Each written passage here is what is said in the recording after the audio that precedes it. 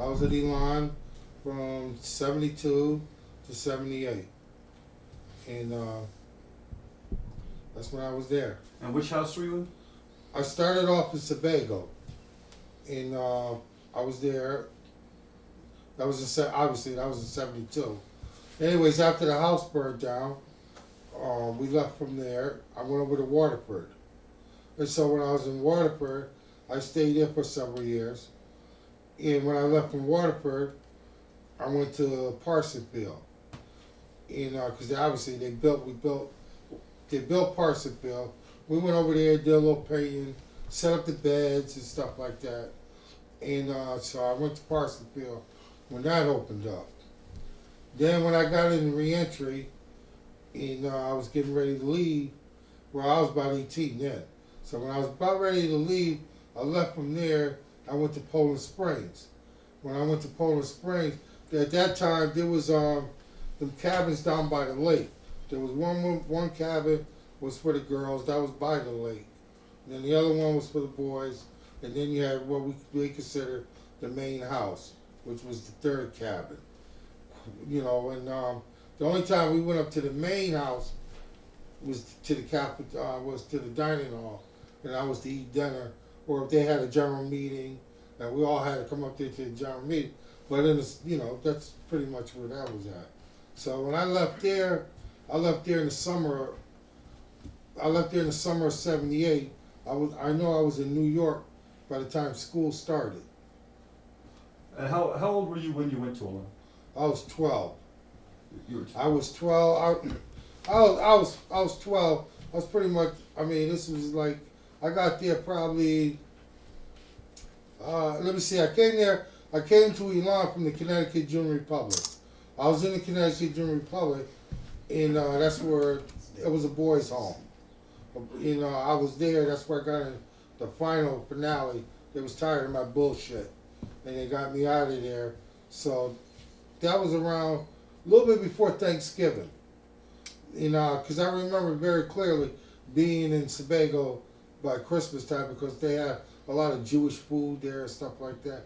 And I thought it was scrambled eggs, and it wasn't scrambled eggs. I remember throwing syrup on it and spitting it out of my mouth, and they kind of like chastised me. But that was pretty much that for the moment. So let's talk about what life was like kind of before Elan, like home life with your parents and whatnot. Like what was that like? Life before Elan. Growing up, yeah. Well, let me see. I was unwanted. My moms didn't want me, no way, shape, or form. My mom's abused me, beat the shit out of me, stomped me. I got scars on my back for life. My skull, not my skull, but the middle of my head, I got a scar on it from she kicked the chair from underneath me. I was sitting there, she told me to go grab some cookies. I go to grab some cookies. She kicked the chair from underneath me, split my head open. My eye right here above my eye, the bone is fractured. It's been like that forever. So in other words, my moms didn't want me. She didn't give a shit about me. And, threw me in tubs with hot scalding water and laughed and thought that was funny. And eventually the state came along and removed me from my mother. What about your dad? My father been dead. My father died in Memphis, Tennessee. I didn't even know him. The only thing I know is he was supposed to be some grave digger, and he got killed there in Memphis, Tennessee. So I mean that's as far as my mom's tell me. Other than that, I really don't know much about him. So you got removed from your house, and where did you go from there? Well, when I left my mom's house, when the state removed me from there, they sent me to a place called Connecticut State Warehouse Point. Warehouse Point State Receiving Home. That's up in Weathersfield, right outside of Hartford. So I was there for a while, and while I was there, the object of being there is to find a place for you. And I stayed there for. I can't tell you how long I was there for. I'm not gonna say I was there for a couple of years or anything like that, because I don't think that was the case. But I left from there. I went to Chicago. I stayed with my my mother's brothers, which were my uncles. So I stayed there in Chicago. And while I was in Chicago, I was bad. I went for bad. You know, my uncle worked, his wife worked, so it was just me and this little bitty dog Spot, and we ran around. You know, I did what I wanted to do. I got in trouble in school, stayed in trouble, so he got to the point where he felt he couldn't handle me. But my mom's wanted me back. She had, I guess, went to a program or whatever they did with her. I really don't know. So I wound up coming back to Connecticut. When I came back here to Connecticut, ain't a damn thing changed. She just wanted the welfare money. That's all it was. Still being abused? Huh? You were still being abused? Still being abused. Probably even worse. That's when I started getting the scars on my back and everything. So I got out of there. They put me on. I stayed in a foster home. I got in trouble in the foster home. The lady was a pretty nice lady, Miss Green, real nice. And I'm sorry, you know, there's nothing I could do to change it. But I didn't go to school. I didn't want to go to school, you know, and so they took me from there. That's when I wound up in the Connecticut Junior Republic. So when I went up there, I was little and I got in trouble there, and but they tried to abuse me. They were pretty much trying to rape me and everything. So then you'd say something to the counselor. There was 3 houses there. And each house had a what they call a dorm parent. You know, a mother-father figure. You know, a husband and wife team. They ran that house. You know, you had, I'm just gonna say, 50 kids to a house. But you know, it seems like a lot, but it really isn't. You had like, you got a bedroom, you got 2 people to a room, but when you first come in, you knew there's like a dorm room, like there's like bunk beds in there. So you have to earn your way from there into a room. Anyways, you had a pool table, ping pong table, you had a living room, nice TV, there's a little kitchenette and stuff like that. So, you know, I mean, the setup really wasn't bad. But I was little, I was from Bridgeport, I didn't know them, they didn't want to know me, they wanted to rape me, they wanted to beat the shit out of me, they wanted to do whatever they could do to me. And every time I would say something at that time, our staff member would pop B mine. And that son of a bitch to this day, I like to see him. But, you know, I know he's long gone. But he would rub my head, oh, that little spear chucker, oh, you my little spear chucker, come over here, let me get some good luck, let me rub your head. Oh, that's my little spear chucker. It kind of, you know, that didn't do me no good. And they at nighttime putting batteries in their socks and just beating me and stuff, you know. I got, you know, I'm light skinned already. So all the bruises are showing up on me. What do you think? They didn't do anything. So you take matters in your own hand. You just get them all at once. I barricaded the room. I let them all go, you know. And that was the end of them. What do you mean let them? I don't know what happened to them. I just I locked them in the room there and barricaded the room. Oh, you just locked the room? Yeah. Okay. So anyway, so I go from there. They take me out of there and they send me up to Torrington. I go to Torrington because what I did was wrong.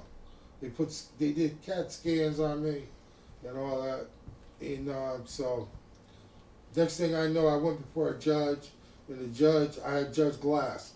That's what I had. They said, "You're going away. You're going away until you turn 18." I got on a plane. I went to Elan. Right. So that's where I was to serve my sentence until I turned 18. So that's why how I wound up at Elan. What was the sentence for? What the sentence was for assault. Okay. I committed 5 assaults. So that took care of them. And do I have any regrets to this day? No. If I could, I'd do it all over. I tell my son, don't let nobody put their hands on you. Don't let nobody try to hurt you. If they do, send them to hell. And if you need some help, call your dad. I'll help send them there. So now you're going to Elan. So what? You didn't know about Elan before you went there. No, I had no clue of Elan. Right. And do you remember like the first day arriving there and what it was Well, like? when I first went to when I first arrived at Elan, I remember coming in. You know, you get off the plane, you're in the car, and anyway, the only thing that I knew. Listen, the bottom line is when I went to Elan, I knew I was there to be punished. I was there to do 5 years, so it didn't. I understood what time was because I was already in 2 places. I was already in the Connecticut Jury Republic. That's a boys' home. They were there doing time. So I already understood all of that. I was already in Warehouse Point. So I knew what time was. So I knew what it was like to be confined to a certain quarter, certain area, the do's and don't do. So, none of that shook me. None of that bothered me at all. But when I got there, when I got to Sebago, everybody was older than me. Everybody was older than me, and everybody was white. So right then and there, I kind of like knew. I made up my mind. Nothing against white people in general, but I just throw it out there because there were no other black people there then. So the way you talk, the way you think, the way you would act, it's not gonna happen. It's not gonna. So you start things brand new. You watch what you say, and you watch people because you're already afraid. You're already timid because the shit that done happened to me, the stuff that done went on to me, and people thought it was cool and it was all right to allow it to happen to me, but it wasn't all right for me to strike back, and I struck back. I don't care. I'd get them again if I could, but but this was on my mind. So here I was in a May. I don't know nothing about May. Didn't know anyone there. Everything there was completely different. And but I was welcome. People shook my hand, hi Douglas and all that. And so I was little, so but in Sebago I didn't go to no groups. I didn't go to anything. I see them in there hollering and screaming, yelling, or people coming out crying and things like that. I didn't go to nothing like that. I used to actually be with Wendy a lot of times, and she would do the cigarettes, do the medicine. She had her room was right beside Joe's wife's room. Her room was there, so I would be in there with her a lot of times, and or I'd be out cleaning. Do a lot of cleaning and stuff like that. So pretty much did that. Then, but the first I think it was like on a Monday. Morning meeting. I had to get up. I had to sing a song. What was the song? I think it was something by let me see. I think it was something by Gladys Knight and the Pips. Some song like that. And so I did that. A couple days later, I did the philosophy. I had to lead the house in the philosophy. So I did that. Then you have to read the philosophy by yourself. So I did that. And after that, pretty much just blended in Sebago. They were just, they were older people. And they were, when you think about it at the time, the 2 houses, you had your Waterford and Sebago going on. They could have easily put me in Waterford, but they didn't. So they kind of like gave me a break, because I could have been thrown in there right off the top, but they didn't. So, I thought that was, you think about it later, at the time, you don't really know the difference. I didn't even know that there was a Waterford. So I didn't even know that they was having a Poland Springs going on. I didn't know about that. So. Now you said you weren't going to groups or anything or Right. any of that. So what were you doing exactly? Because isn't Well, that that's what I'm saying to you. I wasn't going to those groups enough. I'd be around Wendy, or I'd be cleaning, or I'd just be doing nothing, or help out in the kitchen, or cleaning or something. That was it. Did you get like dealt with, or did you? No, they didn't do anything to me. They didn't do nothing to me. Nothing. I was just, hi Doug, I was a little kid. I don't think anyone in that house at that time that I could think of right now that was my age. The average age in there, if you look back on it, was probably maybe 18, somewhere around there. Or, I don't know. They were all bigger. They were all taller and everything. So I didn't have no, there was, no dealings with them like that. So you were mainly doing functional things. Right, throughout the house, right.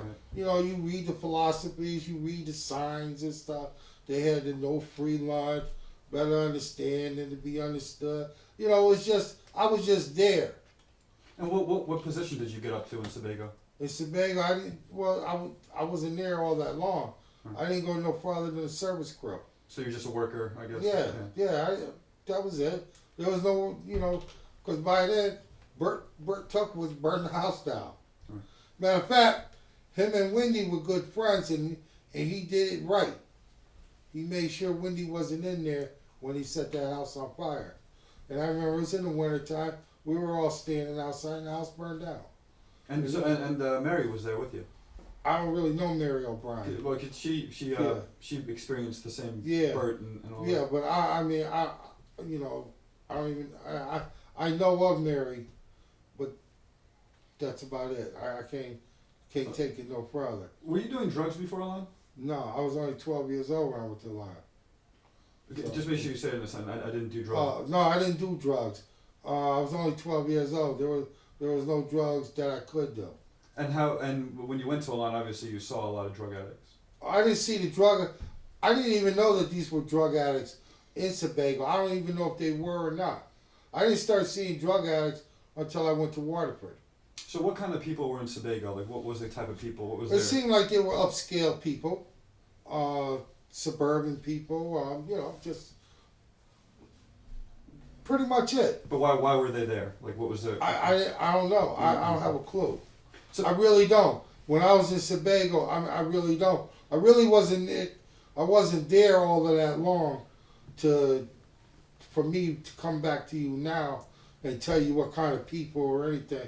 Only thing I can tell you about, I know Wendy, I knew Bert Tuckwood, he burned the damn house down. I remember at his GM and over in Waterford, they asked him why, Joe Ritchie asked him, why'd you burn my damn house down? He said he was standing on his tippy toes with his hands behind his back, said, because I think you're all sick. That's all I can tell you about that. And then I heard they rushed him. Well, yeah, that was the general plan. Yeah. So Sebago burns down. You go to Waterford. Right. So what's happening in Waterford now? Well, when I went to Waterford, when we moved to Waterford, I see it on Facebook a lot where it was the school upstairs, where the barn is at. You can see that little window there. But that's where we stayed at. The ones that came over from Sebago, that's where we stayed at. And it was a big room, and we stayed there. And there was a door. On the other side of that door is where the girls' dorm was at. That's where the girls stayed at. If you came back down the stairs, that was the living room. And off the living room, you had the business office, the communication office, and the bathroom.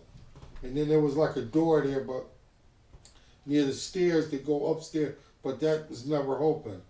And the living room was a decent living room, but that's where they had their groups at, and and things like that. And that's pretty much how that was. But Waterford wasn't nothing like Sebago. Waterford was in the beginning there. You had a lot of people from Massachusetts, from Boston, and